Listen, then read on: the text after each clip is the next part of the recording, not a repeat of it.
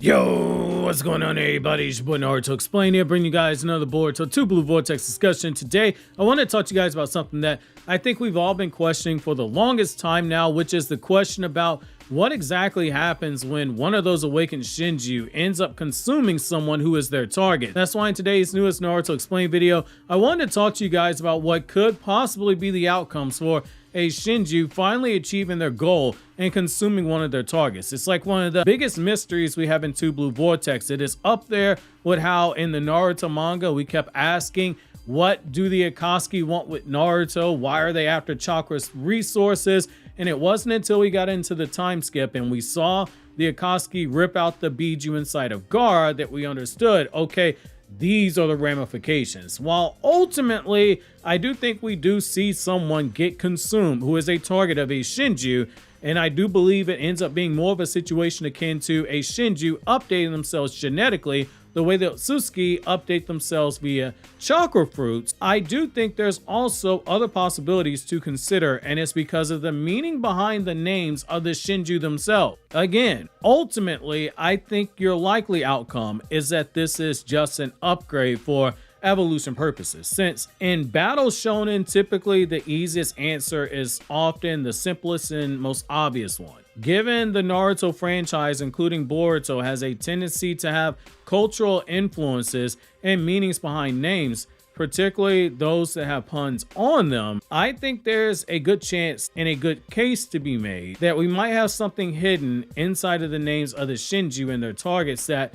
is staring us right in the face that gives us the meaning behind what is ultimately going to happen when they get their hands on whoever they eat. So as we all know, each of the Shinju, Hidari, Mamushi, Matsuri, Ryu, they're all made up of the chakra of someone who fought against a claw grime and was ultimately bitten by them. The only exception to this was Jura, who was the human manifestation of the Ten Tails itself. Each of these Shinju have selected targets who they want to consume, and in the case of all of them, they can be traced back to someone from their past life, whereas Jura wants to consume Himawari because she was in possession of the Nine Tails chakra, and the Nine Tails used to be part of a different Ten Tails in himself, so Jura has some fascination towards Kurama's chakra. Now, for last time, I think it's going to simply be an upgrade, but I do think that this is a fascinating topic though, because there are multiple angles to explore here, from potential fates of the targets to the deeper symbolism behind the Shinju's instinctual hunger. So we're going to break this down into several sections here. So I recommend grabbing your ramen bowls because you're going to enjoy this one. So what might happen if a Shinju decides to consume its target? So we don't have a clear answer in Boruto 2 Blue Vortex, but based on what we know about the Shinju and the Otsutsuki's actions in the past, there are a few possibilities. So the target is absorbed into the Shinju's body. Given that Sasuke is still inside of a tree because of what happened with the claw grime that bit him, one possibility is that when the target's consumed, they are absorbed into the tree's biomass. And I want to take it a step further and say it won't necessarily be a situation like Sasuke is sealed in the tree, but instead they get placed in the tree like we saw Hidari attempting to try to do with Sarada. But instead of making a new Shinju, I think there's a possibility they get absorbed into whatever Shinju is absorbing them. However, since they have also talked about eating whatever target they're going after, but we also know that the awakened Shinju are using the chakra of the people that they're made out of as a chakra source, it's unclear if a full-on consumption of the target closely associated to their chakra might lead to something different. If a Shinju eats a target, I think you could argue they would just fully assimilate them, leading to the total erasure of the target, mind, body, and chakra. Hence why Jura told Himawari, just go to sleep now. And going into the Dragon Ball influence, if you're familiar with Cell and Cyborg 17 and 18, you know Cell wanted to absorb them and they became part of his being. It's very similar. Now, the target could also be turned into a new Shinju. This is the least sexy answer, but the Shinju were originally created from chakra that was extracted by people who were bitten by the claw grinds, meaning they have the ability to reshape and repurpose the chakra. Hidari has a whole arm and Sasuke's missing one. If they consume their intended target, the person's chakra essence could be converted into a new Shinju, effectively overriding their existence altogether. This would mirror how the Ten Tails can recycle chakra into new forms, essentially repurposing the individual into a new monstrous existence. That's the least sexy answer. That's the one that will probably make me do a Boruto rant and make me go back to the 2018 KRYPTONIAN SAIYAN, where I did not have the most flattering things to say about Boruto's manga. I guess that'd be 2017. Been on YouTube so long, the years are bleeding together. But the other thing to look at too is the target could also be used to grow a individualized chakra fruit. So if the Shinju in Boruto are acting like the previous Ten Tails themselves, consuming a powerful being could result in the birth of a individual divine tree for them. That would make sense why they were being sealed into the tree. It could result in the birth of a new individualized pseudo divine tree. This would align how the Otsutsuki use divine trees to harvest planets. Only in this case, they're not harvesting chakra from the whole planet. They're harvesting chakra from the person that they're trying to devour. The fruit could be eaten by the consuming Shinju, and that could make them undergo a massive power-up, or in a more grotesque possibility, the chakra of the target is just fully drained. They become nothing more than a husk, even part of the tree itself, which goes back to the earlier point about assimilation. Both of those possibilities are on the table here. It would just be a personalized chakra fruit, because in so many ways their instincts are asking them to go after the people that were closest to or that weighed heaviest on the heart of their target. Which brings me to the next point. There's symbolism behind each of these Shinju's target. Each and every one of these awakened Shinju, they're hunting a specific target, and there are interesting symbolic and narrative connections between them. So Hidari is targeting Sarada. Hidari in Japanese means left, which could reference how Sasuke lost his left eye to Boruto. An ironic twist that his chakra created Shinju now wants his daughter, who is someone who might potentially be Boruto's lover. I'm not getting into the pairing stuff. That is a popular theory that people have. The other symbolism, though, is that Hidari wanting to consume Sarada could reflect how the past, Sasuke's legacy, is hurting the future, Sarada's new generation. It would also symbolize the idea of the child being devoured by the sins and the karma of the parent. That would be a form of balance right there. And as we talked about before, when you get into a lot of the writings in the Naruto franchise and even in Boruto, there's a lot of focus placed on yin and yang. This could be a dark twist on that. Now, when you get into Matsuri, her target is Konohamaru.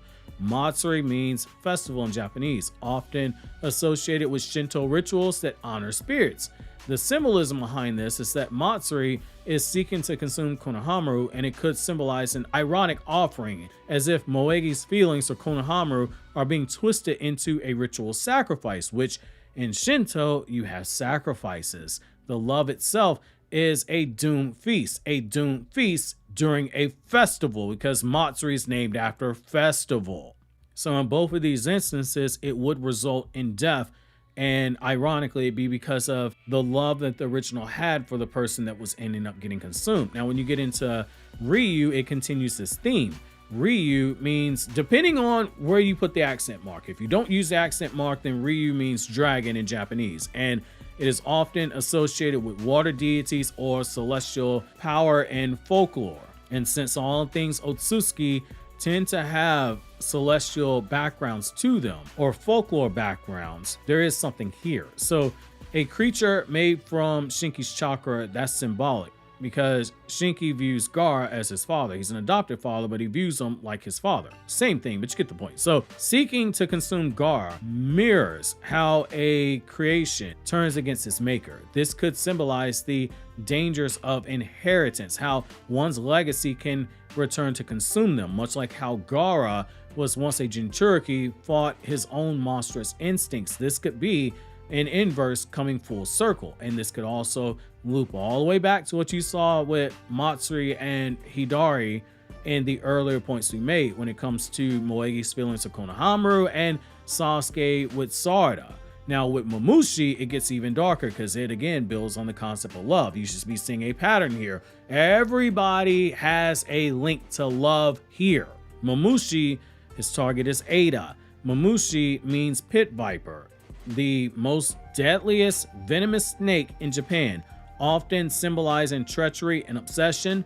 The symbolism in this is that Mamushi hunting Ada could represent the uncontrollable desire leading to destruction, basically obsession that comes from love.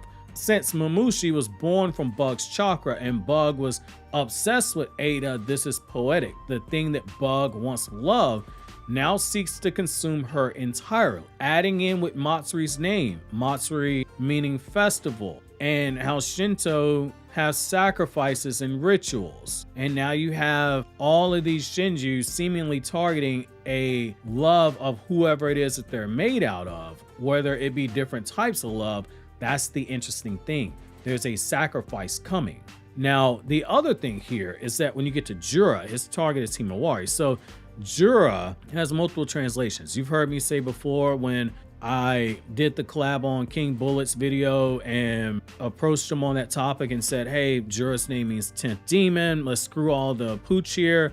Instead of talking all these other names, let's go straight for Jura being the 10 tails. That ended up being correct. And when you look at Jura, another translation that you get is tree net, or something related to trees or symbol or spiritual order. So the symbolism in this is that Jura wanting to consume Himawari might symbolize how the past 10 tails, which Kurama came from, is now clashing with the new generation. Himawari represents a new hope tied to an old power.